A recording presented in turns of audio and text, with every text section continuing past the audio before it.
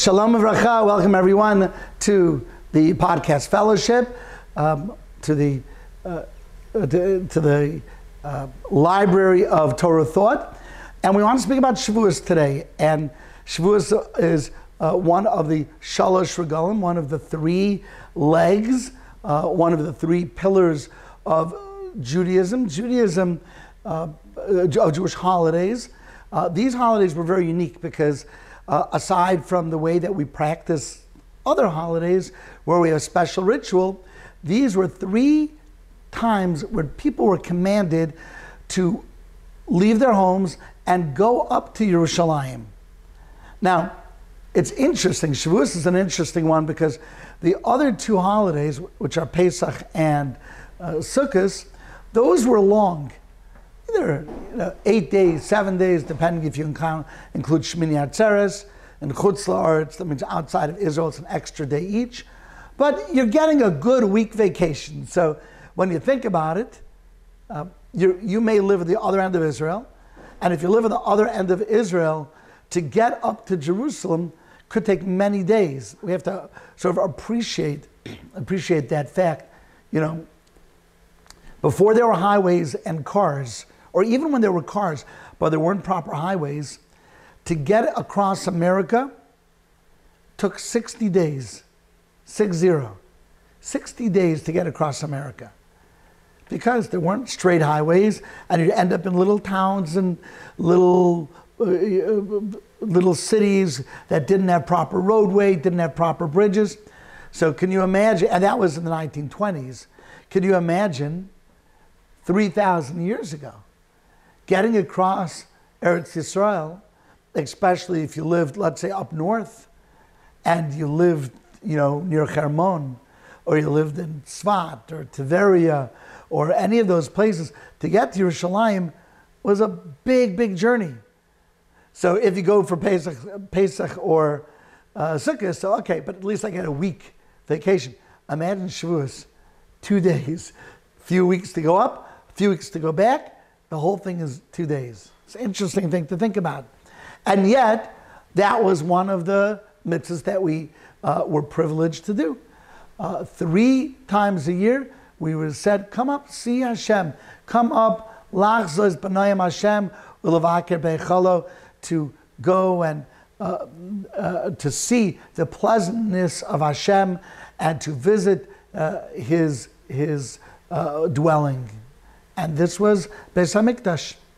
Now, in today's environment, we have certain occasions where we can see a lot of enthusiastic Jews. Maybe the prime example is something called the Siyum HaShas. The Siyum HaShas takes place every 7.5 years, where the Jewish people who are learning Daf Yomi. Daf Yomi was a project that began all the way back in the 1920s, where people would learn a page of Talmud every day, and the whole world would learn the same page, and 7.5 years later, the whole world, or whoever joined the project, the program, finished the entire Talmud. And nowadays, there's a huge celebration. Of course, when you finish Talmud, that's a big deal. When you finish even one book of Talmud, we make something called a Siyum. We finish Talmud, and we finish a Masechta, and we invite people and we serve good food and we sing, and there's a special thing called a Hadran where we say, thank you Hashem for giving us Torah, thank you for us being able to complete it, and now we're going to go and try to complete it again. Siyum HaShas means that there's the finishing of all the books of the Talmud. That's a really rare thing. It's a difficult thing to accomplish. Can you imagine if many people do it? Many people finish it 7.5 years without missing a day. If they missed a day, they'd have to make up the next day to do 2 pages, which is very difficult. So there's a big celebration. And the celebration today is often held at places like the stadium where the Mets play at. And it's in different coliseums around the world. And if you go to one of the stadiums in New York, you could find close to 100,000 Jewish people together. For a few hours, they say, Kaddish, Amen, Yehei Shmei Rabbah, and that's so inspiring. And we get inspiration, we take videos, it's music, and people are just, they're so moved by it. That was nothing compared to Aliyah L'Regel. That was nothing compared to how it was 3 times a year. We're not talking about 100,000. We're talking about millions of people coming up, millions.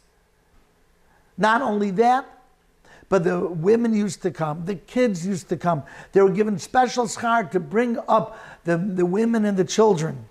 So whole families came to Aliyah L'Regel. And the inspiration that they got 3 times a year. We have a Siyam HaShas once every 7.5 years. This was 3 times a year.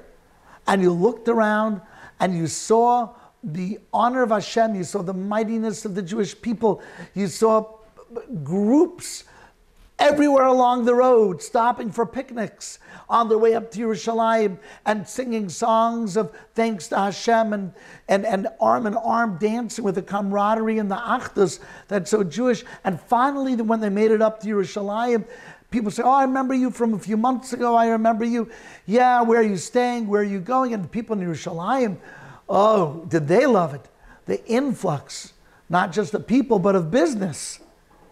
And this helped support Yerushalayim because people would come and they would have to buy things. And there's even something called Meiser Sheni, which happened on every 1st, 2nd, 4th, and 5th year.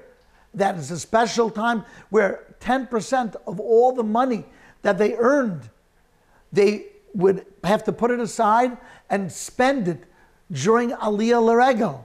They would have to spend it in Yerushalayim. So let's say the person made $500,000 a year. He's doing well for himself. That means he has to come and in 1 week spend $50,000. Well, you're going to leave the money in Yerushalayim. So he goes to the nicest steak places and to the best entertainment. And it's just, the kids love Yerushalayim. It became a thing. So this was Aliyah L'Regel. Now, Aliyah L'Regel on Shavuos was a very short stay. This week, this coming week, Shavuos is what we call a 3-day Yom Tov, which means that since Shavuos comes right after Shabbos, so there's no break in between Shabbos, which is Asr b'Malacha, forbidden to do work, and Shavuos, which is also Asr b'Malacha, forbidden to do work. There's 2 things that you can do. You can't carry outside without an Eruv that is mutter, and also you're allowed to cook in certain ways on Yom Tov. But outside of those 2 things, the laws of Shabbos and Yom Tov are pretty much identical. So therefore, this year is considered a 3-day Yom Tov. Shabbos, Shavuos, Shavuos, just back to back to back. And personally, I love it. Wow. 3 days to spend with Hashem, to spend learning and growing. So I'm going to break down today's talk historically, the mindset, and what the customs are. So historically speaking, what is Shavuos? The Jewish people left Egypt. They left with a mighty hand and an outstretched arm. Hashem took the Jewish people out through plagues to the Egyptians, through splitting of the sea. It was all so historic, so dramatic, that today not just Jewish people, but all over the world we speak about it. They make movies, they make cartoons about it. The Jewish people were shown the love, the favoritism. I know that's a dirty word today. We showed the favoritism of God by God saying, I choose you. Come, my dear children, let's take you out of Egypt. I've got a special plan for you. I have something in store for you that's going to change the universe. And we went through the desert, and throughout our time in the desert, we prepared for an event. And preparing meant that each day we worked on our midos.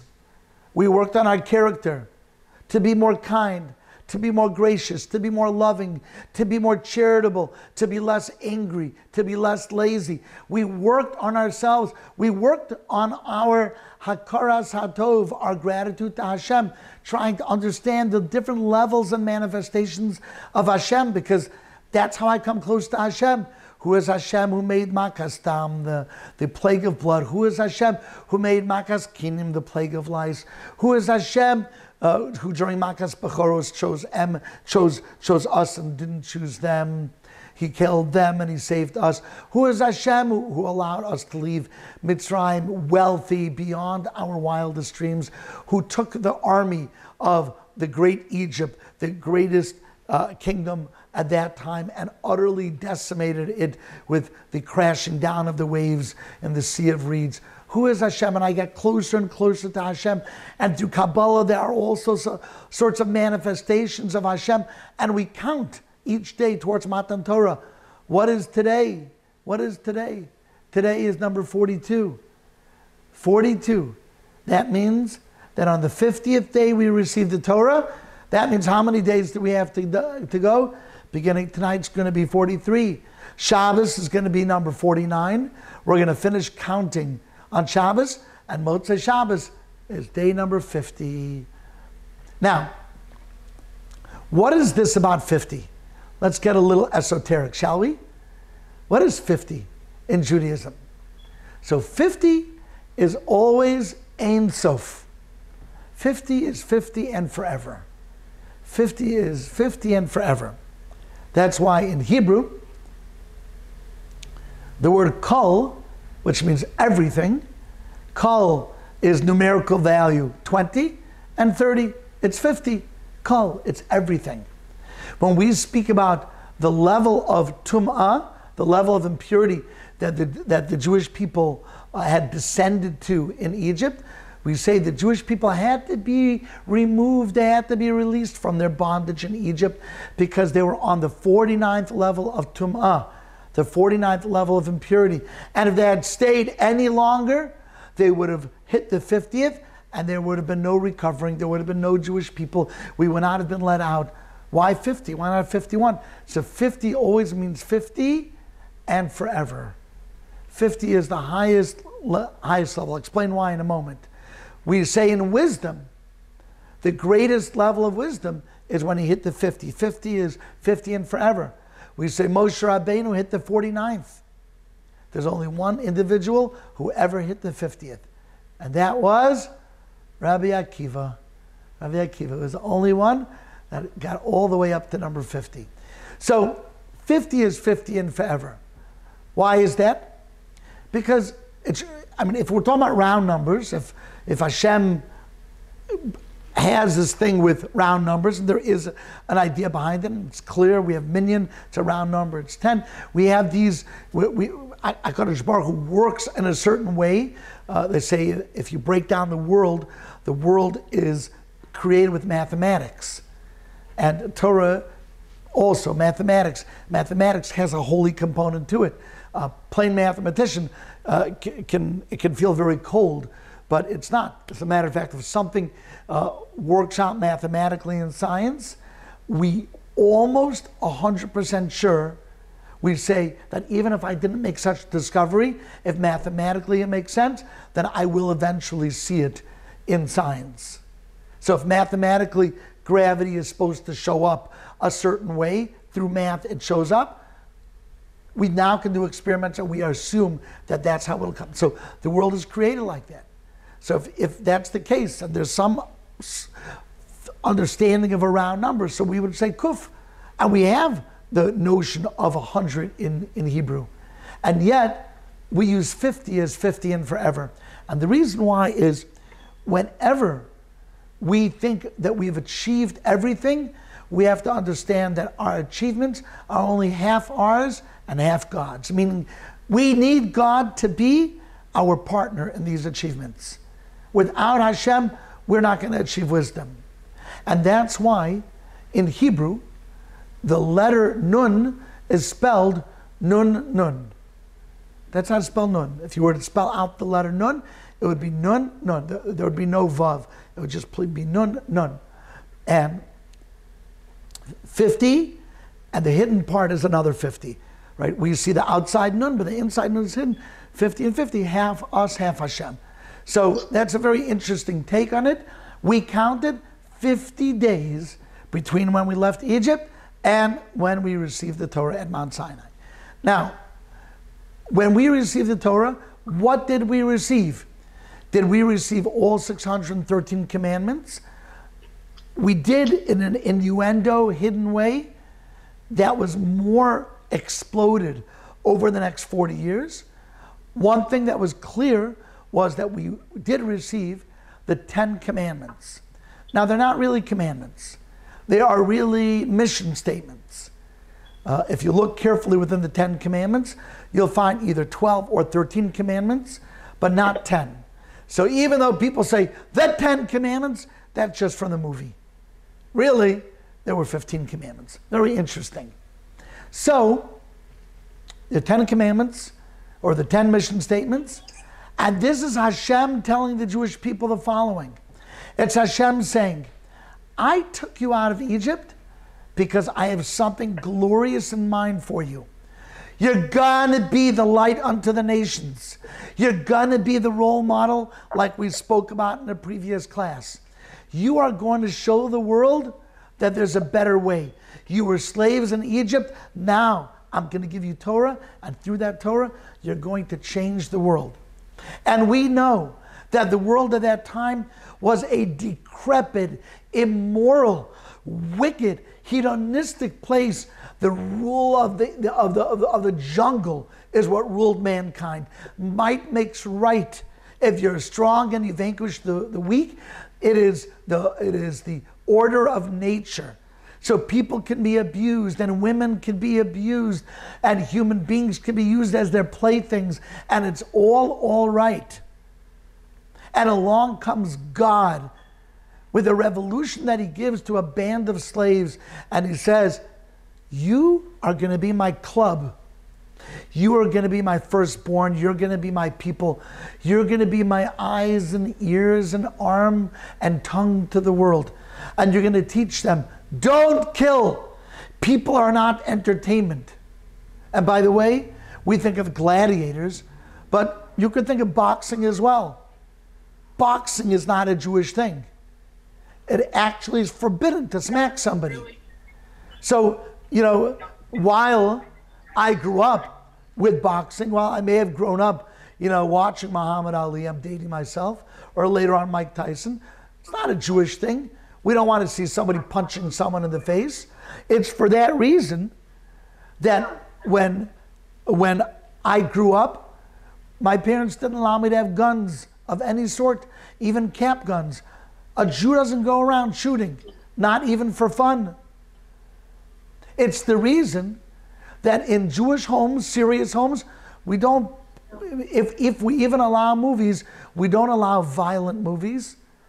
Because all of that is so normalized, blowing people up, shooting. I once saw a statistic, and this is an old one.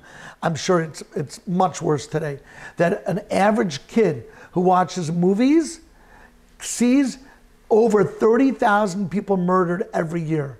And I'm not talking about when a plane blows up in a movie. That doesn't count like 300. We're talking about individual people being shot. 30,000 people murdered to an impressionable 8-year-old watching, absorbing, learning lessons. Says Hashem in the 10 Commandments, don't kill. Don't talk about killing. Don't depict killing. Don't depict adultery. If that is what the Torah is trying to teach us, not to murder, so then we don't parade murder in front of our kids, or adultery, or taking advantage of people. And yeah, I know that cowboy movies are out, and I know that even some cartoons which have become very twisted in themselves are not things we put in front of people, but our lives are precious. And we have these mission statements. The only thing is, it's not cool to be good. It's not cool to do kindness. It doesn't make the news when somebody is thoughtful. However, That's where Judaism is coming from. And we were given these commandments, and those commandments changed everything. It changed everything. I want to be a little bit crass over here. I lived in certain times in my life, I lived near difficult neighborhoods where there were gangs. And there was gang lingo that filtered into the neighborhoods where I lived. I lived in Cleveland for a while. I lived in Los Angeles. I lived in Brooklyn. And what is gang lingo? Well, much of it I can't even say on air. It's just inappropriate. But what are they running after? Women that they don't call women. They call them other names. And money and fame. And don't look at me the wrong way.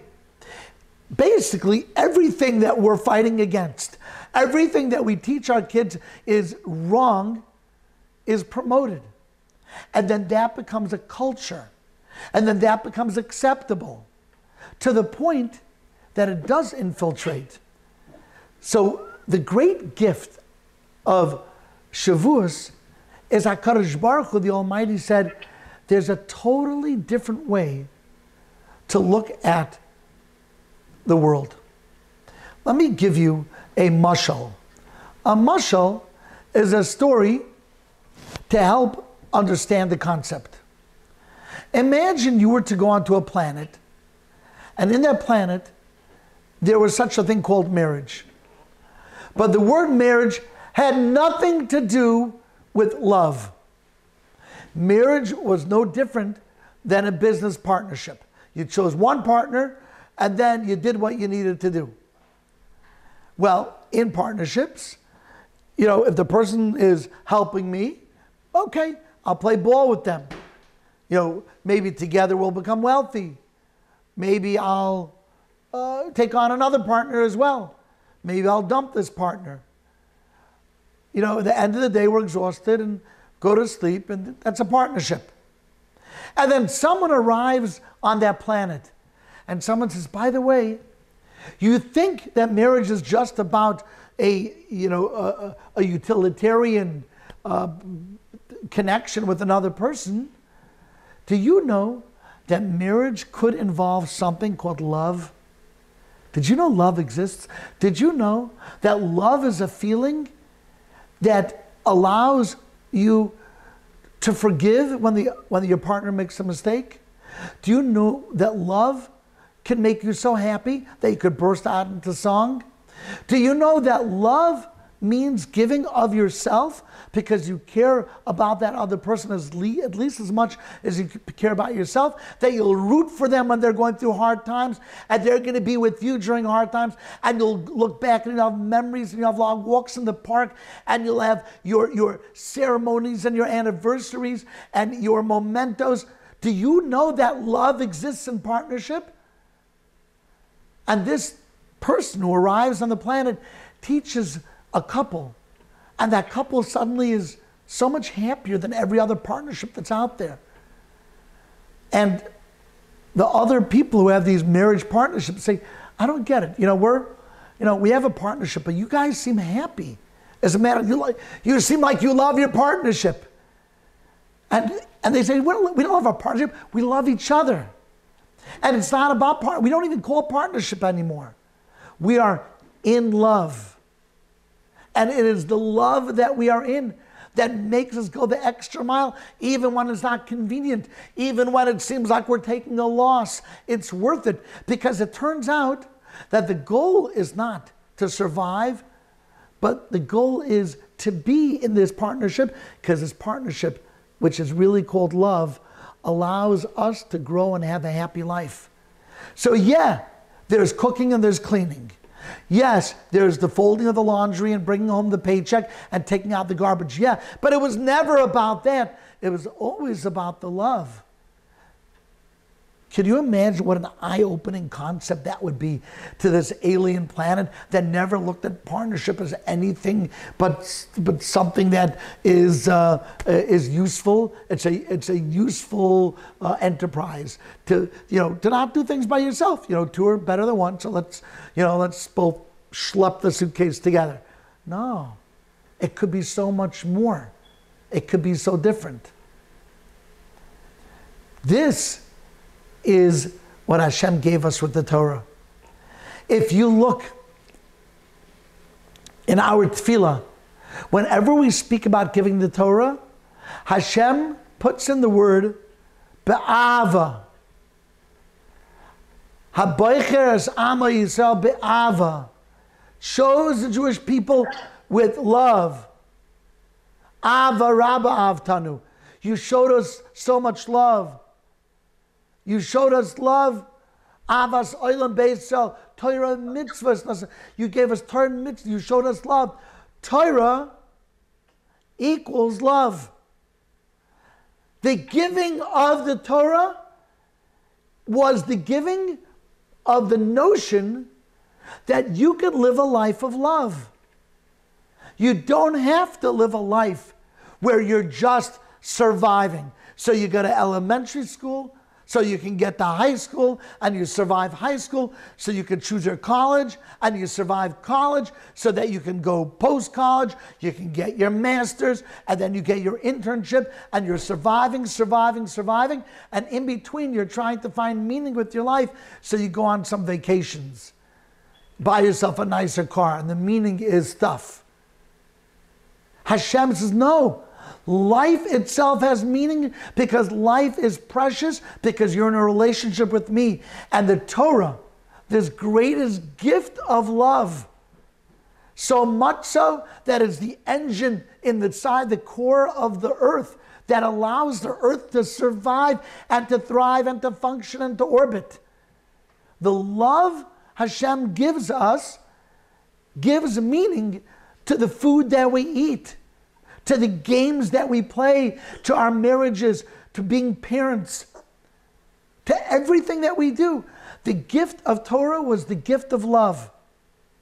We were like people who lived like robots. We were robots. And part of that is when you see a virus, you destroy the virus. And when you see an enemy, you destroy your enemy. And when you see somebody that makes your life inconvenient or does something to you, you take revenge on them.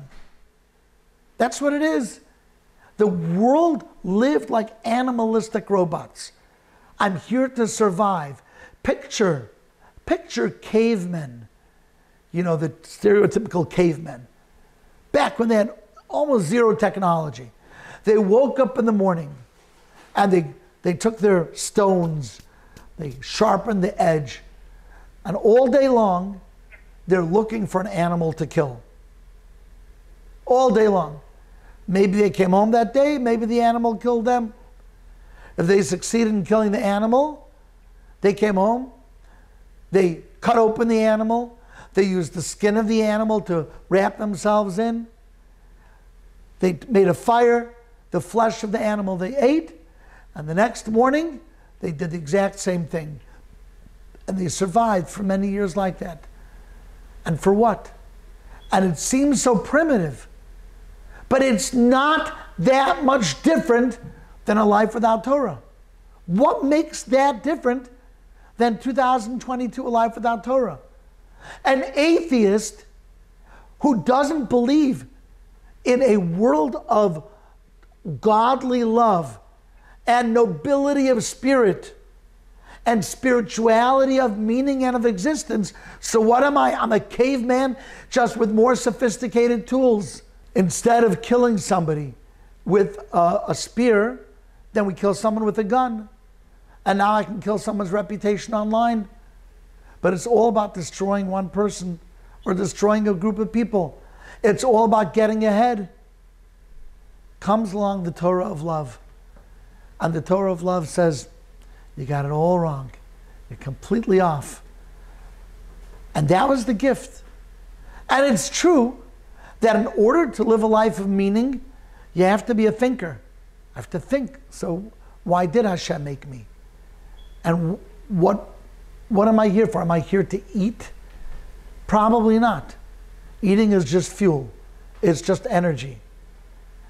Am I here to become wealthy? For what? To buy food? That we just said that's fuel. To buy a car, it's to get from here to there. Well, I want a car with a good music player, right? I want a good sound system in my car. Okay, so you hear sound. I hope you enjoy your sound. Yeah, but the bass on the, okay, you'll have good bass on your sound. Where are you going in that car? I'm going to work. To do what? To get money. To do what? To buy a car with a good bass system. To buy food so I can eat. For what? Oh, to have money so my kids can go to college. So that what? So they can get a good job. So that what? This is serious stuff. There's this quiet desperation that people live with, and they don't even know it. So you know what it causes? Anxiety. It causes depression. It causes sadness. And the more we have, the greater our expectation. Like, okay, I've solved the mystery, the puzzle, and what's supposed to make me happy in my life. And you never did. Nothing worked. Because none of it had intrinsic value. Cars get smashed eventually. Houses break down. Food gets digested and expelled. Life with meaning is precious. And life with love is gold. When Hashem gave us Torah, Hashem gave us the formula to open our eyes, to love our lives, be in a relationship with Him, and to love every moment that we're alive. And we do that through something called mitzvot. And we're going to speak more about mitzvot, not next week because it's Shavuos, but Be'ez Hashem, the week after that. But the mitzvahs that we do, they are signposts to remind us not to live lives of nothingness. And so we celebrate Shavuos. We celebrate the fact that we have learned to live a life of love. And this celebration was so accepted by the Jewish people, this understanding of what we were about to get, that when Hashem said, do you want to live a meaningful life with a relationship together with me in eternity? We said those famous words, Na'aseh v'nishma. I will do and I will listen. We reversed the order. We didn't say like you would normally say, I will listen and I'll do, because normally you have to listen first, otherwise you don't know what to do. So you say, sure, tell me what to do, and then I'll do it. We were so excited, we reversed the order. We said, sure, I'll do it, tell me what to do. Sure, I'll do it. Other nations of the world called us foolish. They said, silly people, why did you jump and say you would do it without finding out what God wanted you to do? But we weren't foolish. We were so madly in love with the one above. We had meditated on our relationship with Hashem from the moment we left Egypt until now, that we were chomping at the bit to get into this marriage. Not a marriage of convenience, not a marriage of utility, but a marriage of love. We couldn't, whatever it took, we were in like Flynn. Whatever it took, we wanted to be part of it. So he said, Na'aseh v'nishma. And it says in the Gemara that when we said Na'aseh v'nishma, there were two holy crowns. And the crowns flew down from Shamayim, spiritual crowns. And they adorned every Jewish person. And they adorned them on their heads. Na'aseh, one crown said Na'aseh, we will do. One said Nishma, we will listen. And until today, Be'ezrat Hashem, when you have children, we have Rachelei here, she can testify, Baruch Hashem, she's got beautiful children. It comes right before Shavuos, and the kids come back. What do they sometimes come back home with? What do they have on their heads? They have paper crowns made by the Morah, made by the teacher. Kids come home with crowns, Na'aseh v'nishma. That's the beautiful crown that our children wear, reminding us how badly we want this relationship. Now, Hashem said, in order to be in this relationship, I want you to be excited. And we should have been excited. However, We weren't excited enough. And the night before Hashem was to give us the Torah, the Jewish people said, better get a good night's sleep because tomorrow we're getting Torah. Good night, sleep tight. And they fell asleep. And Hashem says, I get it. You want to be awake for tomorrow. But I also think that if you would realize what a big deal tomorrow is, how the world is about to change forever, and it has, and it truly, honestly has. If you would realize it, it wouldn't be so easy for you to go to sleep. If you were about to receive a mansion in Beverly Hills tomorrow, just like the most beautiful mansion overlooking the greatest views that you could imagine, provided you want to live in California. If that's something you're excited about, we'd say, okay, I'm going to sleep 10 o'clock, I'll wake up tomorrow. No, you'd be giddy, you'd be jittery. If the next day you're going to propose, and you're hoping that your proposal comes off right, you'd be excited. You're not just going to say, I'm going to sleep. We get excited about things. They don't let us sleep because our minds are racing. So when the Jewish people, the night before the giving of the Torah, went to sleep, it wasn't considered the best thing ever. So the Jewish people have started a custom, and the custom lasts until today. The custom is that the night of Shavuos, we don't go to sleep. We stay up all night. And any community that you're in, wherever you are, you could find shuls, you could find shiurim, you could find classes that you can attend throughout the night. This is a way of atoning for the fact that we just slept through the night before, to the point, by the way, we were so tired the next morning when we went to sleep that Hashem literally woke us up with an alarm clock. It was the shofar sound. And everyone got up, today's Shavuos Day, let me quickly get up, we'll get into Torah today. So instead of that happening, the Jewish people, they stay up. And I don't know which communities you live in, but if you're curious, just find your local synagogue. I guarantee you, they've got an all-night program on Shavuos. They usually make it very nice. They've got tons of coffee. They've got lots of cake, lots of nash. Some of them have sushi. You get up, you stay up. You make chevrusas all night, learning partners all night long that you could sit and learn Torah.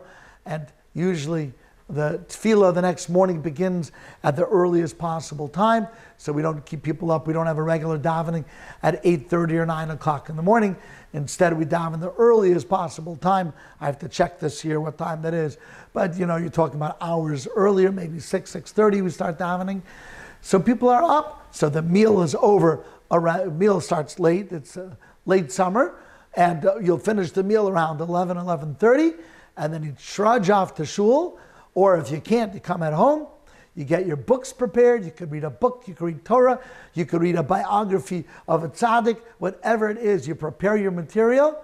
You get your coffee ready. You roll up your sleeves. And tonight's a night of learning Torah all night. And that's what we do. That's what we've done for many, many hundreds of years. Next, there is a custom on Shavuos. And the custom is to eat cheese. Cheese. Why do we eat cheese? We eat cheese because one of the names of Har Sinai is Har Gavnunim. It was one of the names, and in order to remember the Har Sinai, Mount Sinai, we eat cheese, because cheese in Hebrew is gevina, which comes from the same root word as Gavnunim. So we eat cheese, and therefore the custom has turned into eating cheesecake. So therefore, cheesecake is the food of the day. So get yourself lots of cheesecake. Shavuos is the day for cheesecake. All sorts of blueberry and caramel. Now, if you come to the Klatsko house, you'll have cheesecake every Shabbos. That's cheesecake and cheese. And some people even eat a dairy meal on Shavuos. Next custom is on Shavuos, there's a custom to buy beautiful flowers for the home. It is the Mother's Day of Judaism.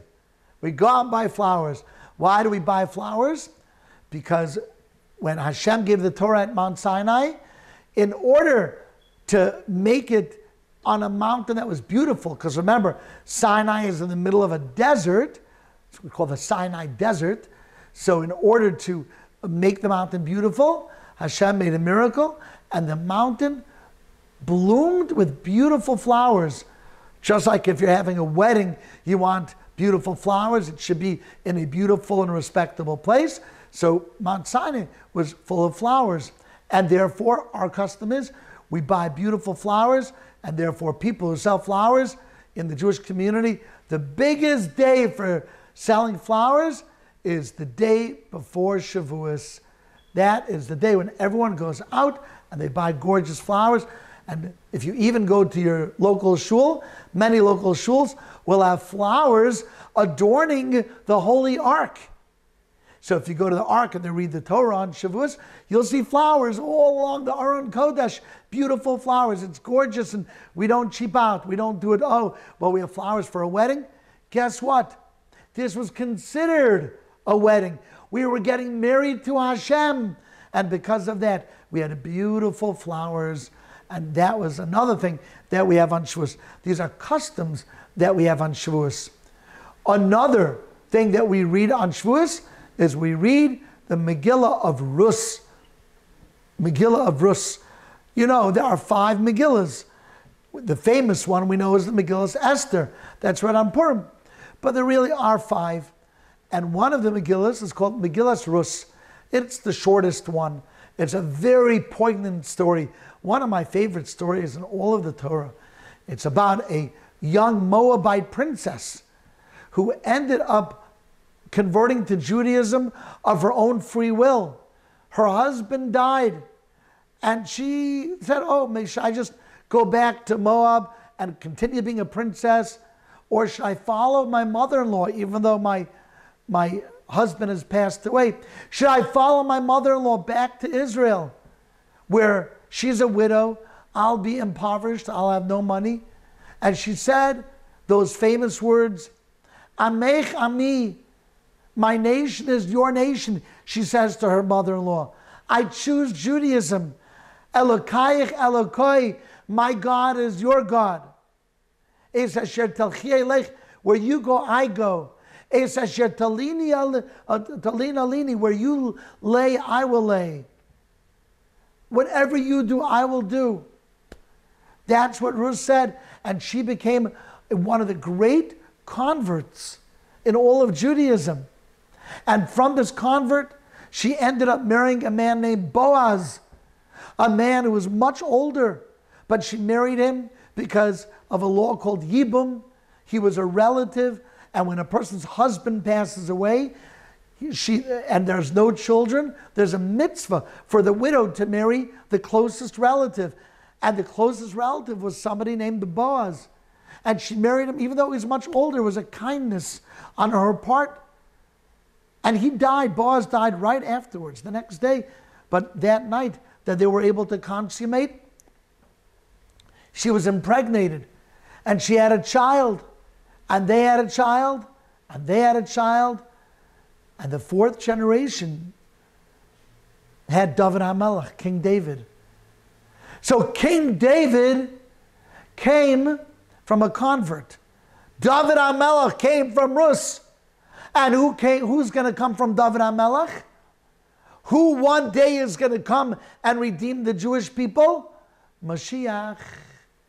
And Mashiach came from King David, who came from Rus. So why do we read this on Shavuos? Two major reasons. Number one, when the Jewish people stood at Mount Sinai, we actually converted. We were converts. What does that mean, we converted? We were. Avram wasn't Jewish. Yitzchak wasn't Jewish. Yaakov weren't. They were the Avos. They were the forefathers of the Jews.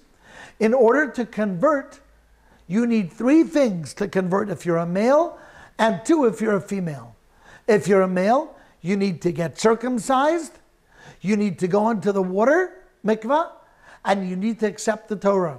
When the Jewish people left Egypt, one of the first commandments was, even before, circumcise themselves. So they did that, number one.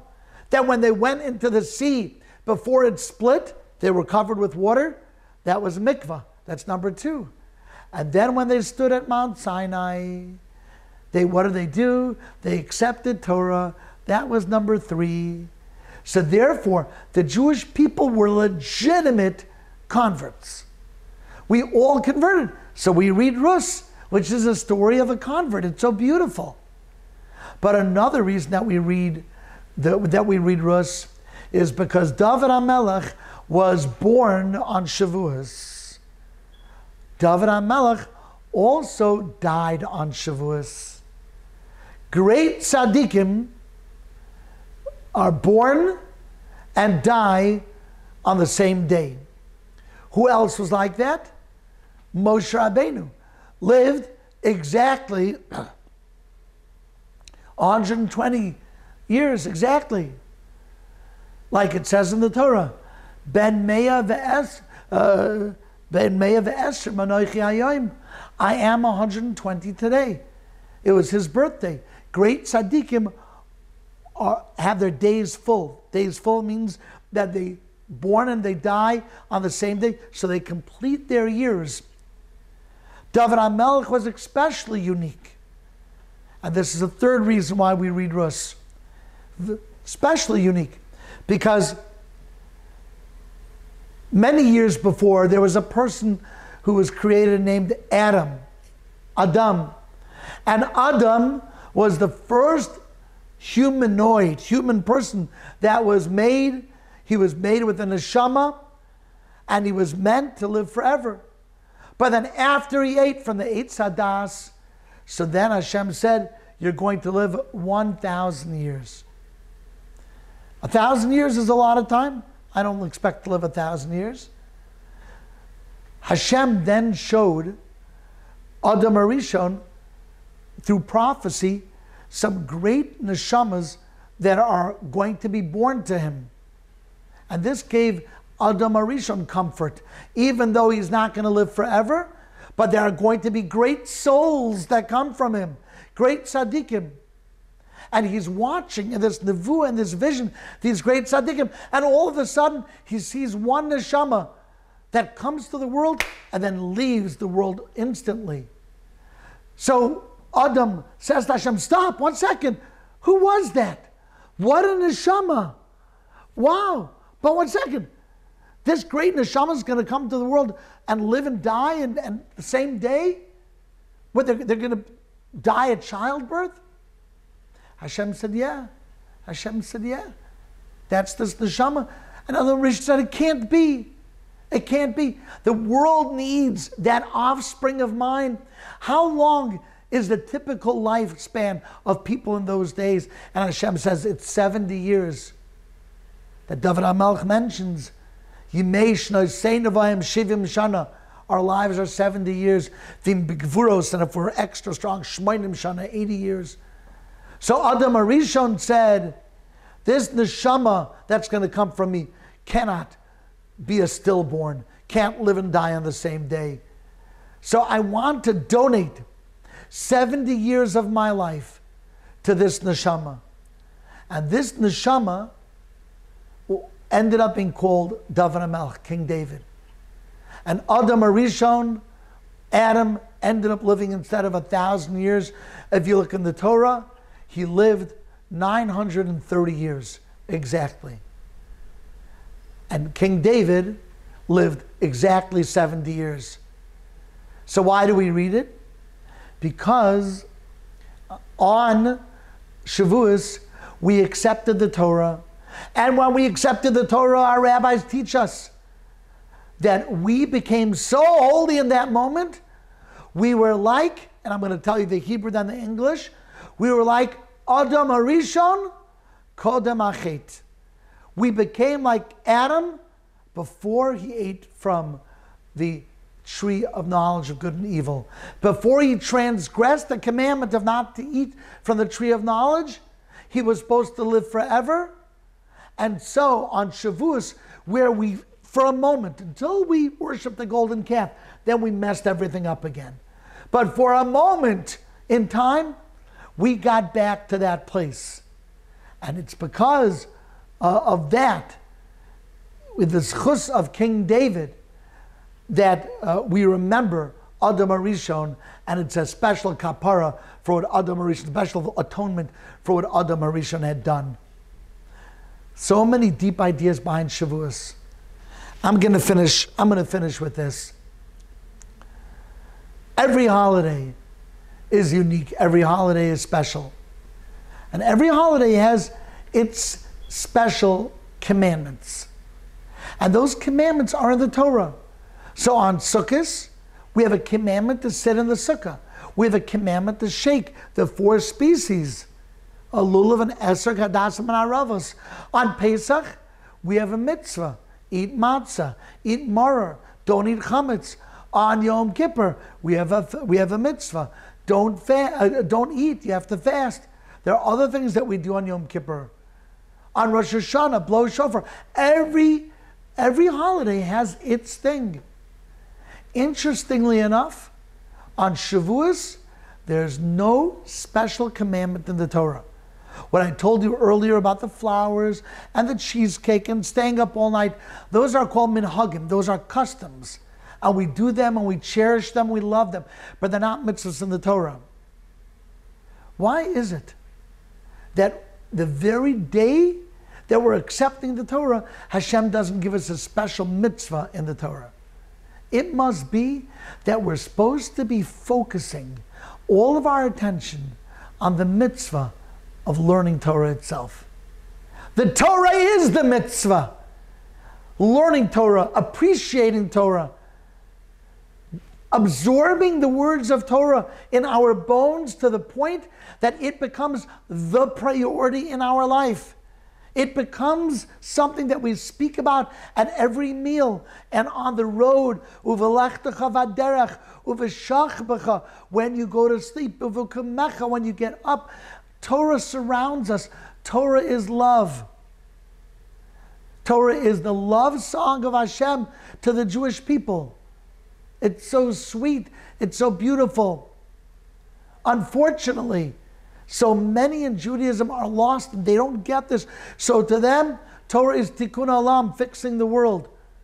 It does fix the world, but that's not Torah. Torah is love. Torah is love of Hashem.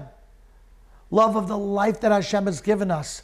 Meaning in the life that Hashem loves us in and wants us to produce and to find meaning in the day-to-day, into the mundane, so we don't live lives like a rat on that wheel, just running until it's too exhausted and he drops dead. That's the Ava Rabba Avtanu. You gave us just Ava Rabba, not just love, but great love. You became our Father. You became our lover. You became our King. So I hope you all have a beautiful Shavuos. Appreciate the gift of love that is Torah. And on a practical level, if you don't own an art scroll chumash in your home, you should buy one. It's the best chumash out there. It's an art scroll chumash. You got the translation. You've got a very, very good explanation on the bottom. Make it your reading material. It will become that way eventually anyways. You get older, you get curious. Why not now?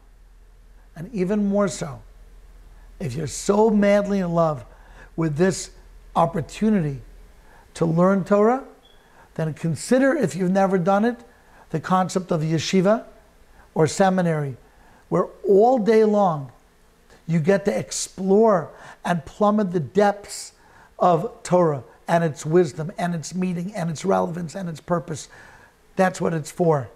And these institutions exist, and they're so valuable, they're so worthwhile, that they should be part of your life goal, part of your life mission. For you to go, for your children to go, so that you can learn how to live a life of love and meaning through Torah. Thank you. Chag Sameach, everyone.